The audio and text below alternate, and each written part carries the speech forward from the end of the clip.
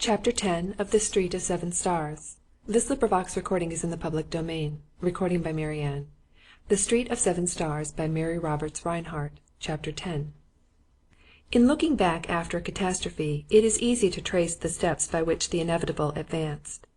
Destiny marches, not by great leaps, but with 1,000 small and painful steps, and here and there it leaves its mark, a footprint on a naked soul. We trace a life by its scars, as a tree by its rings. Anna Gates was not the best possible companion for Harmony, and this with every allowance for her real kindliness, her genuine affection for the girl. Life had destroyed her illusions, and it was of illusions that Harmony's veil had been woven. To Anna Gates, worn with 1,000 sleepless nights, 1,000 thankless days, withered before her time with the struggling routine of medical practice, sapped with endless calls for sympathy and aid, existence ceased to be spiritual and became psychological. Life and birth and death had lost their mysteries. The veil was rent.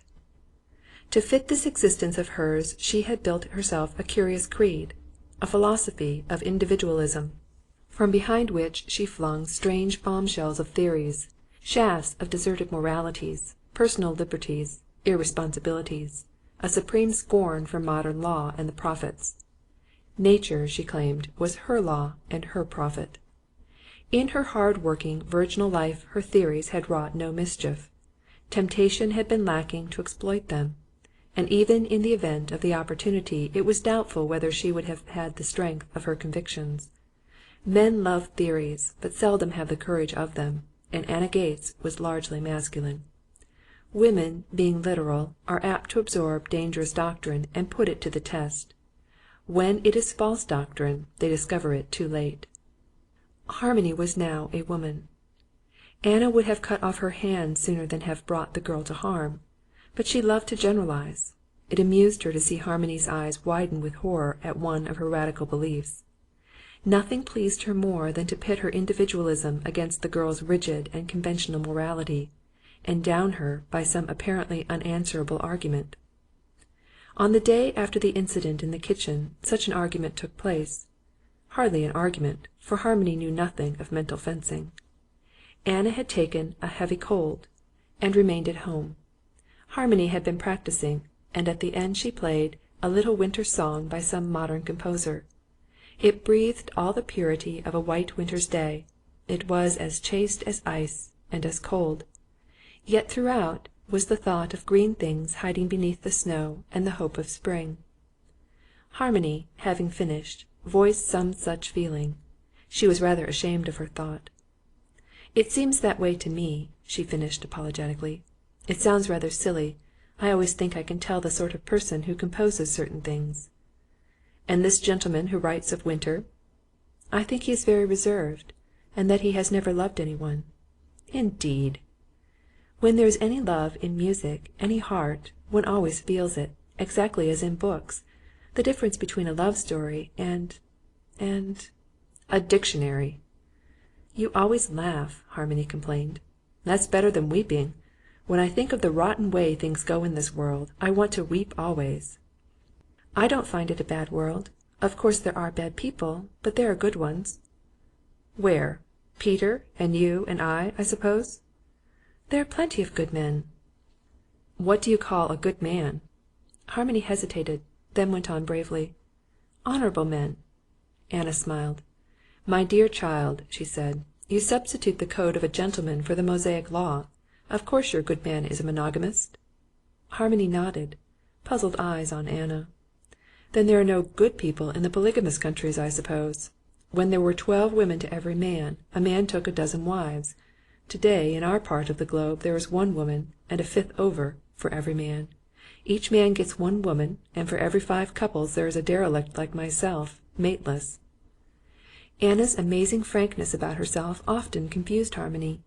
Her resentment at her single condition, because it left her childless, brought forth theories that shocked and alarmed the girl. In the atmosphere in which Harmony had been reared, single women were always presumed to be thus by choice, and to regard with a certain tolerance those weaker sisters who had married.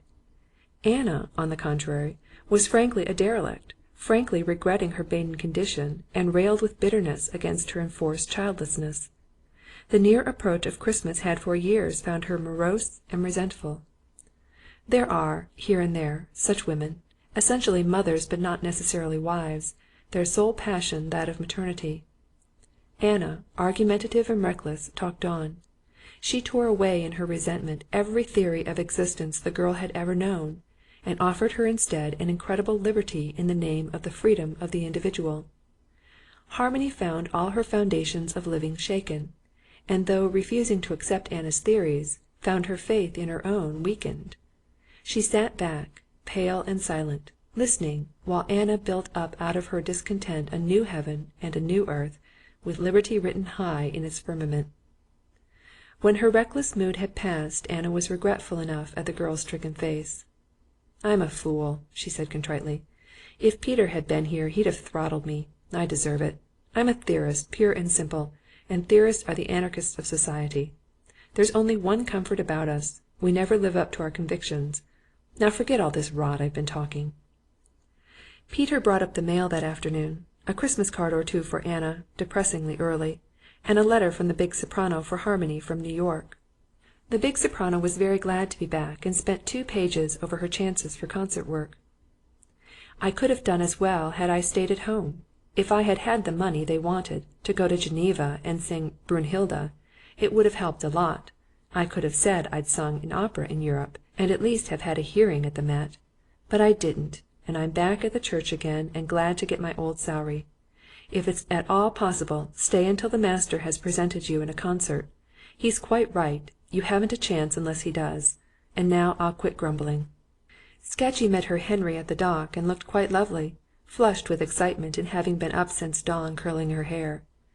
He was rather a disappointment, small and blond, with light blue eyes and almost dapper.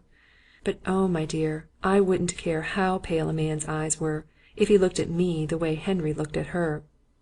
They asked me to luncheon with them, but I knew they wanted to be alone together, and so I ate a bite or two, all I could swallow for the lump in my throat, by myself. I was homesick enough in old Vien, but I am just as homesick now that I am here, for we are really homesick only for people, not places, and no one really cared whether I came back or not. Peter had had a miserable day, not with regret for the day before, but with fear. What if Harmony should decide that the situation was unpleasant and decide to leave? What if a reckless impulse, recklessly carried out, were to break up an arrangement that had made a green oasis of happiness and content for all of them in the desert of their common despair? If he had only let her go and apologized. But no, he had had to argue, to justify himself, to make an idiot of himself generally. He almost groaned aloud as he opened the gate and crossed the wintry garden. He need not have feared. Harmony had taken him entirely at his word. "I am not a beast. I'll let you alone," he had said. She had had a bad night, as nights go. She had gone through the painful introspection which, in a thoroughly good girl, always follows such an outburst as Peter's. Had she said or done anything to make him think? Surely she had not. Had she been wrong about Peter after all? Surely not again. While the portier's wife, waked, as may happen, by an unaccustomed silence, was standing guard in the hall below, iron candlestick in hand. Harmony, having read the litany through in the not particularly religious hope of getting to sleep, was dreaming placidly. It was Peter who tossed and turned almost all night. Truly there had been little sleep that night in the old hunting lodge of Maria Theresa. Peter, still not quite at ease, that evening kept out of the kitchen while supper was preparing. Anna, radical theories forgotten and wearing a knitted shawl against draughts, was making a salad, and Harmony, all anxiety and flushed with heat, was broiling a steak. Steak was an extravagance, to be cooked with clear hot coals and prayer. "Peter," she called, "you may set the table, and try to lay the cloth straight." Peter, exiled in the salon, came joyously. Obviously the wretched business of yesterday was forgiven. He came to the door, pipe in mouth. "Suppose I refuse?" he questioned. "You haven't been very friendly with me today, Harry." "I?